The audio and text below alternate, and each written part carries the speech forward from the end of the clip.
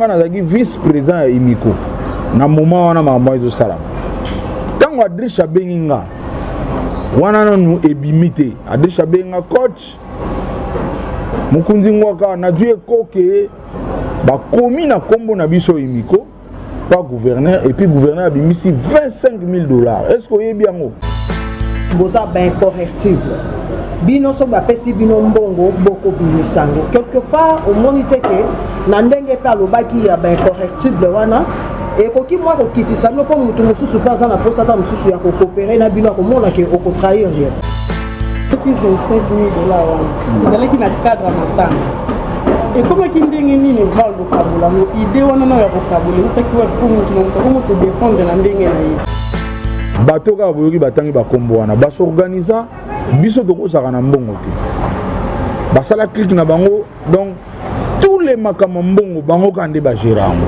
bango kande bazalaka yango yoka bango mi batunaka est ce que bango babetaka wapi lofombo babetaka wapi maintenant obeta wapi na mbongo te Adrisha akopéraka bien na mère Tchala fungoli lié abi eza ya solo président na besoin ba musicien réunion mo eza na hôtel Venice na ebi ke bino ba yipsi bino te na boyaka bolo bateke nga o biso to waka bata polele banda lelo na démissionné puis na longoli confiance na bureau o nanga mona ki vice président donc lelo on a saki yangwana et puis lelo to uto yoka ba voice ya via Dio Salemba a confirmé que bon on a dans ebimaki ba senga ki $25,000 mais azwa ki $18,000 kaka. Merci beaucoup, amis internautes. Merci à tous les chevaliers et chevalières de la plume ici présents. C'est toujours au nom de l'association de presse en ligne du Congo, APELCO en sigle, dans le cadre de cette émission, cette conférence de presse qui est dénommée, intitulée Face à la presse, un concept de professionnels de médias en ligne qu'on a mis en place. Ça vous permet quand même d'avoir les informations fiables et nettes à ce qui concerne l'actualité culturelle, politique et tant d'autres. Et aujourd'hui, nous avons reçu pour vous, lui c'est un grand, un auteur-compositeur. Il est aussi arrangeur de sons, un ancien de la pire Bakuba du fait Pépé Calais en Pagna. Il s'appelle Godé Lofombo. Personne n'ignore que le mois passé, on avait un grand problème à ce qui concerne l'obsèque de l'illustre disparu, le général de FAO. Il paraîtrait que Lofombo faisait partie du groupe qui ont détourné $25,000 qui a été offerte par le gouverneur de la ville, Jantiningo Bilambaka. Mais avant de lui donner la parole, je ne suis pas seul, je suis avec mon confrère au nom de Cax Kadima, à qui je salue, Cax Kadima. Merci beaucoup et merci à tout le monde, merci à tous les internautes et merci à tous nos téléspectateurs, merci d'être là. Aujourd'hui, nous allons recevoir pour vous Godé Lofombo, l'ancien de Empire Bakuba. Nous allons savoir beaucoup de choses, j'ose croire. Il va bien répondre à nos préoccupations. Restez toujours branchés et abonnés dans nos différentes chaînes que vous nous regardez. Merci beaucoup.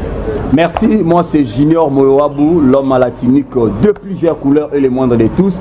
En respectant nos us et coutumes d'entrée de jeu, je salue déjà le président Lofombo. Je vous demande de rester toujours scotché, cimenté dans nos différentes chaînes et surtout que ça sera bilingue pour permettre une meilleure audition à qui que ce soit. Président Lofombo Mbote. Mbote, Junior.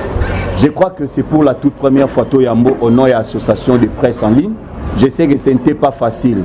Tant on a Comélio, tant on a Bengio, tu avais quand même des doutes. Pour nous, journaliste internet, Sanga.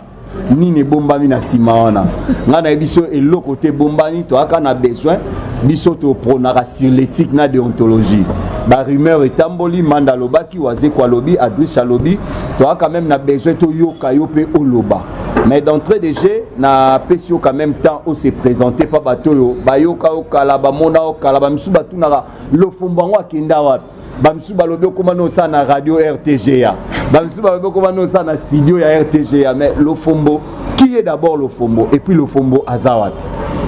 Merci et ça c'est mon ponanga na remercier bino APELCO. Oui, na remercier bino pour lelo na face ya public ba otalanga de partout dans le monde Fobino Bolingi, Fobino Boboulé. Kobanda Lofombo, Naza Congolais, des pères et des mères, né et grandi na Bumbu.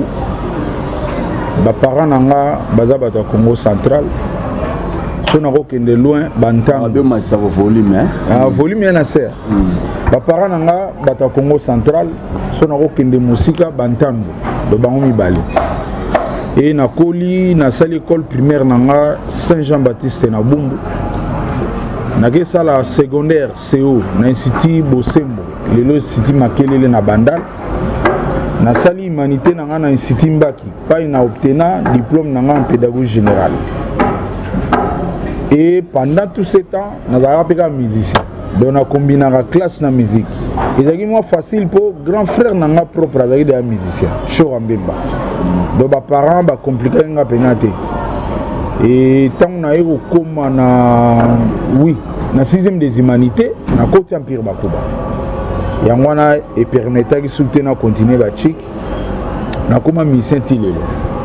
Et puis père, Yaban Ebele. Et puis marié. Père Aban Ebele, maman Moko, maman Ebele. Bana nyonso na maman Moko et puis lelo maman na tikaki biso et na bali famo na za na lelo siko. Merci beaucoup. Je vous signale que nous sommes dans cet espace qui est offerte à travers ces grands mécènes, Major Bissadi Bizolo, Zolo Flat Hotel, les amis de théâtre. Les amis de théâtre, là je passe la parole à Kax Kadima. Merci à tout le monde. Maintenant nous allons passer à nos séances de questions. Je ne sais pas s'il y a des journalistes qui peuvent poser des questions. Je suis valide. Nana Sangara. Bonjour Président. Bonjour. Oui, je me présente d'abord, moi c'est Nana Sangara, autrement appelé la tigresse de la presse congolaise. Donc la chaîne BCK TV et puis Vigie officiel télévision. Question dans la préoccupation dans la mingi ezali par rapport il y a 25 000 au Toyokaki, 25 000 $ et Pesamaki, ba musicien bakabo. Koyoka na kati Toyoki président Wazekwa a lobby incorrectible atangi Lofombo atangi Adrisha azaki na kati bosa ba incorrectible bino so ba pesi bino mbongo boko bimisango quelque part au monite ke na ndenge pe alobaki ya ba incorrectible wana et koki moi ko kitisa no po mutu mususu paza na posa ta mususu ya ko coopérer na bino ko mona ke o ko trahir rien. Voilà la première question. Et puis, deuxième question, par rapport à mon Empire Bakuba, les autres président de Fumobimi Saka, album Moko Yasuka, si je ne me trompe pas, c'est déjà 3 ans au Toro Kakadi Susuke, musique qui a président de Fumbo. Empire Bakuba, aux Amouana, au Banda Kepa y a Pepe Kale, locaux la Mouana. Mais l'autre histoire Empire Bakuba et Zalakadi Susuke. Est-ce que le président de Fumbo va penser du sous lobby Bakoyoka, Empire Bakuba et Zalaka Kale pas y a président de Fumbo? Et là, on nous autres, nous savons l'Empire Bakuba. Merci beaucoup. Merci beaucoup. Question Moussous. Qui d'autre? Notre question. Question. Hormis au Nana Touni Empire à Touni à 25 000 $.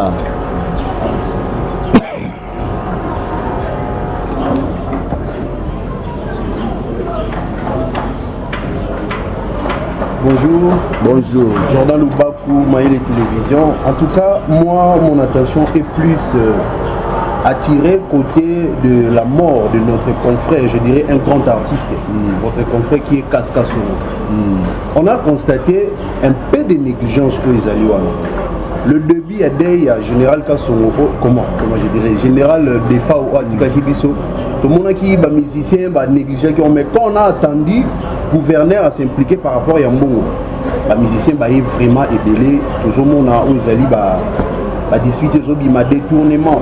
Et on se pose la question, jusqu'à présent, ça ne fait pas vraiment de l'ampleur. Or, Kaska son autoyé billet à bêta chanson ou Kanga si ça qui a attiqué d'ailleurs l'attention de notre ex-président Joseph Kabila de savoir qu'est-ce que cela signifie si ça. Mais maintenant vous godez le Fombo. Kaskasongo, je ne pense pas qu'il y en a au beau sanier. Quel est votre rapport, quelle est votre organisation par rapport à Yamatanga Nae, mais vous allez préparer. Je n'ai qu'une seule question pour le moment. Qui d'autre? Troisième personne et puis à répondre.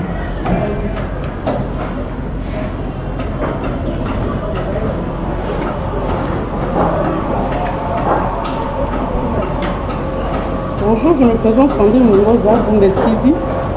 Question de moi, c'est pour y battre. On va faire ça plus de $25 000. Vous allez qui n'a cadre à matin. Et comment qui n'est ni ne va le vocabulaire, l'idée on a un vocabulaire, ou qui va pour comment se défendre dans l'ending. Je sais que le président n'a pas de vous n'avez pas de partager pour ça matin parfois nous. Et comment il est le niveau vocabulaire, on a 1000, on a 8000, on a 5000. Comment le niveau on a Merci beaucoup, président. Répondre déjà, 3 personnes vont poser question. Tous de la tour sur. Président répondre. Nana Sangara la tigresse. Merci. Nana répondre Nana Sangara la tigresse.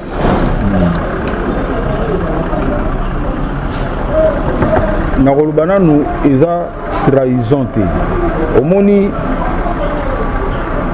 toza bato mutu na mutaza na éducation na ye mutu na mutu auta de quelque part nde toza boye to reflectaka image ya baparent na biso parent nyonso ntango abota mwana na ye akotisaka mpe mwa ba éducation de base ndeti nga parent na ngai yebisa ngai oza na nkombo ya mbemba mbemba wana eza ndeke mbemba na français bato bayebi eza aigle donc nga nde naza boye na mbemba komba famille nanga tokenda na likolo père alobi batela kombo na ko salira ngata mokomo donc nakoli na eloko wana nzuto nanga ti lelo soko elinga copie ya mabe un na okota kutu te pona koyeba déjà que kopo oyo soki eyindi ekosalire kombo famille o papa nanga pekisa et puis kope mosusu yo kobanga na trahir yo seke ezaka kopa mabe kopa bien na ndimi te yo elinga kopa bien na bimi na kwena kebeta ngo lisolo wana ozala trahison ozala kaka soki eza kopa mabe na okotaka ngo jamais. Donc on a na question ya Sangara la tigresse on a kokabola $25 000.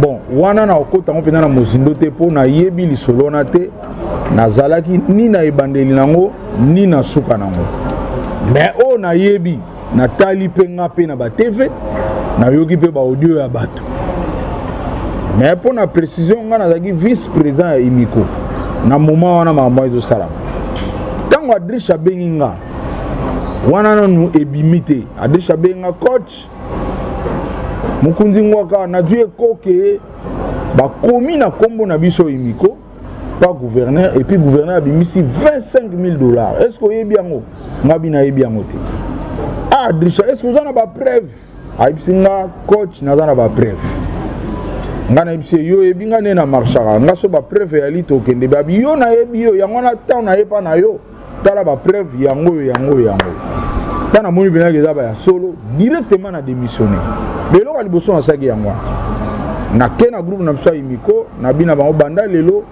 na démissionner puis na longoli confiance na bureau o nanga mona ki vice président donc lelo on a saki yango wana et puis lelo to uto yoka ba voice ya via Dio Salemba a confirmé que bongo na dange bimaki ba senga ki $25 000 mais azwa ki 18 000 kaka tant azwi 18 000 abimi libanda avanda boye bato bango ba memaki le roi ba poids lourd pour porte gouverneur ko ya bakota bien ba yeko exiger ba pesa bango pe ba mbongo yango moni bimike ba kaboli mbongo yango via Dieu ça préciser que bazwa ki $1000 na moto donc vérité nga na yebi yango na menga na kumisi nzambe po na belaki so na zaki pena na santa bien tam suba nga zo 1000 wana te po ba yebi nga ato sana no alinga zo 1000 yango te bon nzambe ka salaki ke kopa ngo banda pena kala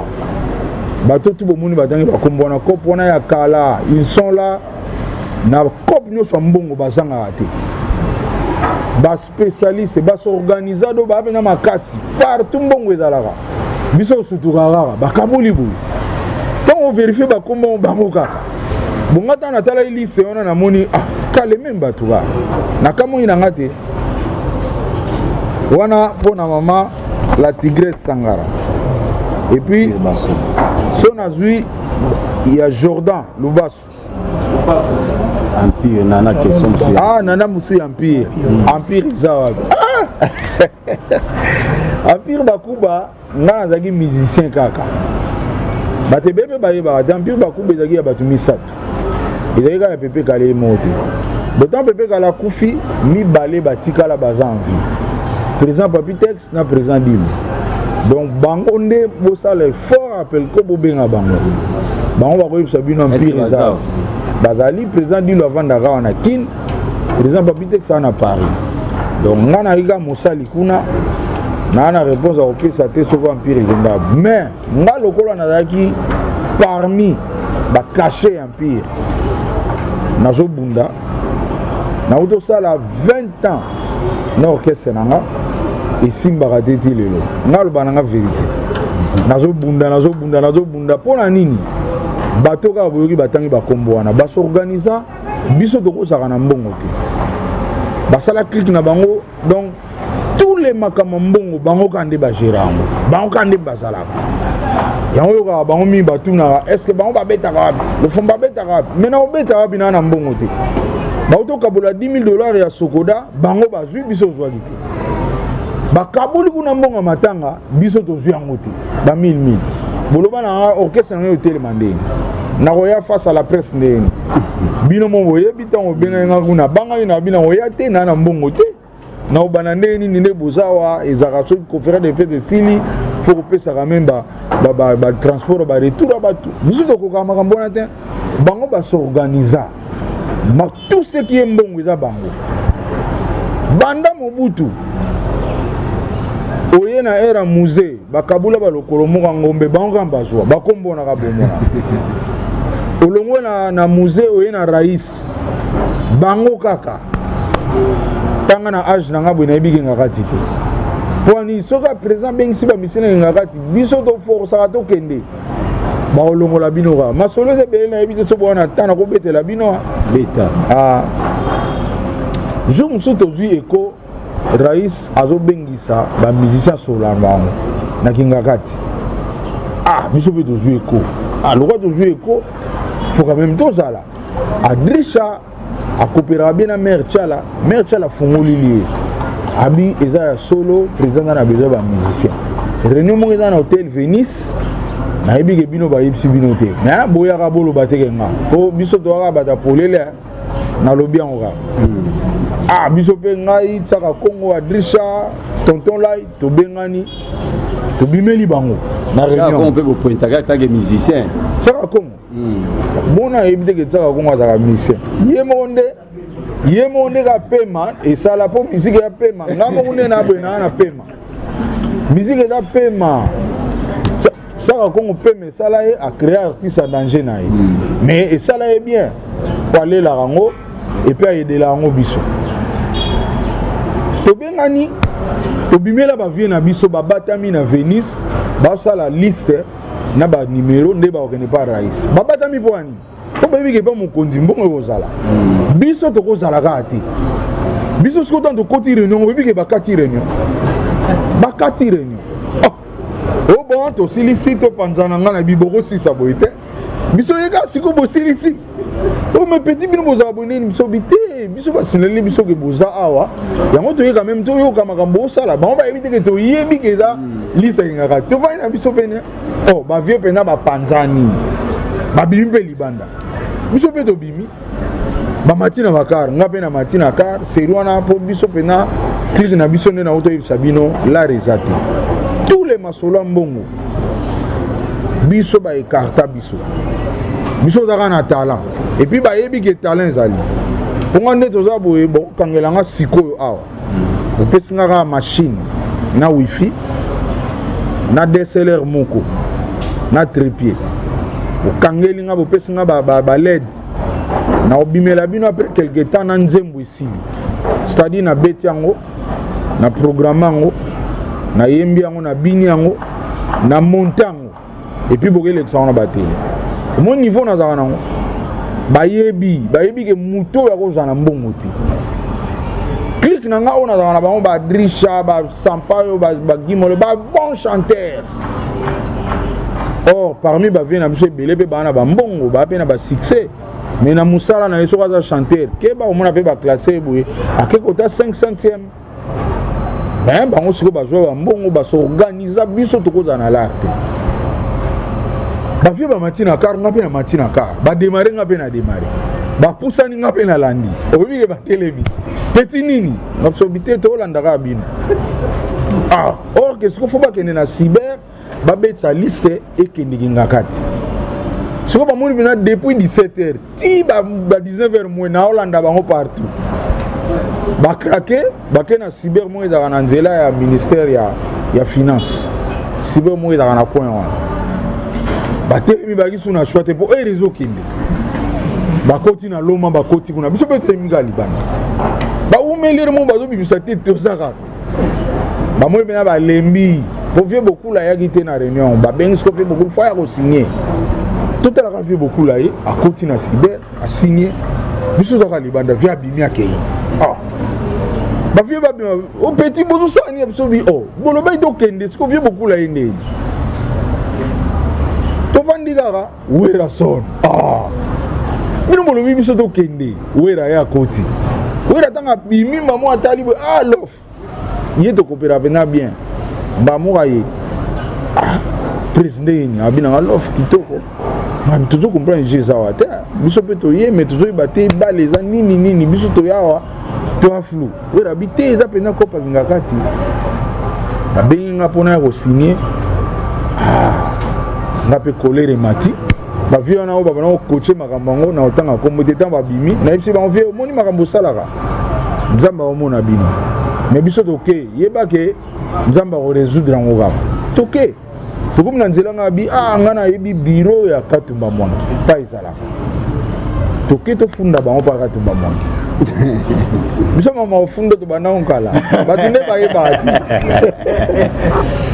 toke pa Katumba Mwangi biso tu ba léopard tokomi na bataka Katumba Mwangi ba yambi biso affaire ninga bi non mokonzi to tu ekoke mokonzi azolinga yamba bato en tout cas bato banda yamba bato biso to kenda raté biso pe mbalo to lido sala to ba makam nini ba sola po biso pe to ba musicien baboyi bino bozala baboyi bon bozonga na bino to démarrer car to zongi banzela kana mona ba viano ba benga na biso na mona ka moko na nga bengi alo gode zo ba tunubo ya osigné do ba gangeli ba ona likulu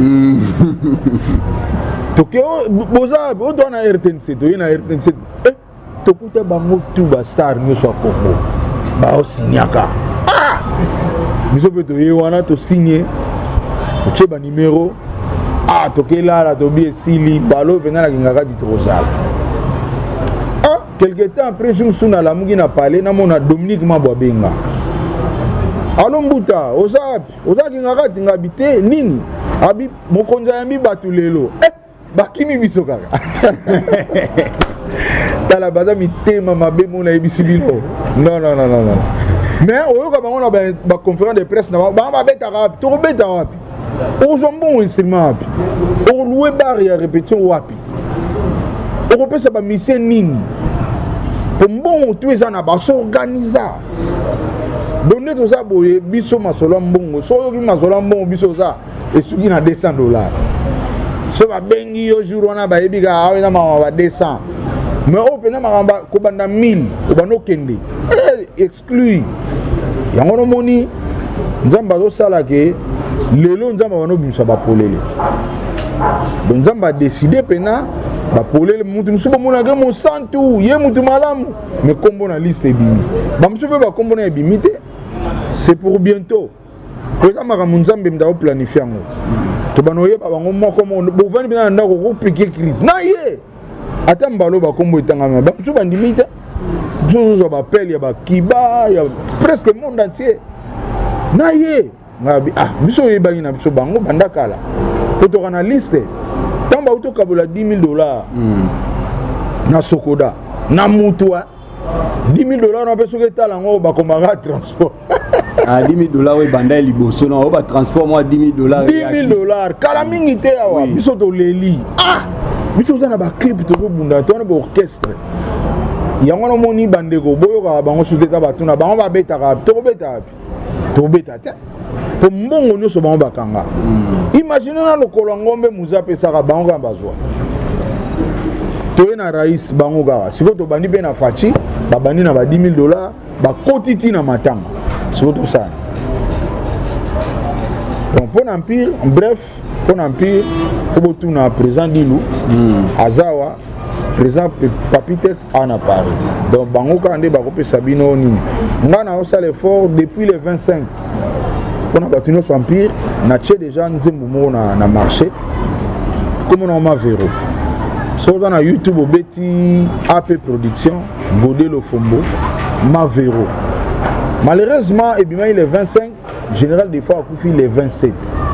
Donc, on a coca qui soutient comme ça la promotion. Et puis, première fois, on a bima pena li banda, il a parlé na biso. Et ça, pour la conférence. Donc, on a annoncé la 40 jours et coca. On a dit pire petit, il y a des fois. Pire petit, naï. Boto bandine ngana na deuxième primaire. Boto la mbetu moko ndaku moko mbetu moko. Azaki chanteur ya grand frère nanga Chorambe. Donc ngana koline le roi petit na e ti ngape na ye comme musicien. Yepé na babiloko na ye a comprendre que petit na ngwa komi expert. Babiloko na ye na big star programmation, prise de son, arrangement, kobeta même babas, ngam na koma au salon. En tout cas, on a dit général des fois où surtout 100%, naza na 70% na kati. Même temps azaki na exil, atinde la nga billet avion yé na landi na obeta pe kuna ba 8 mois.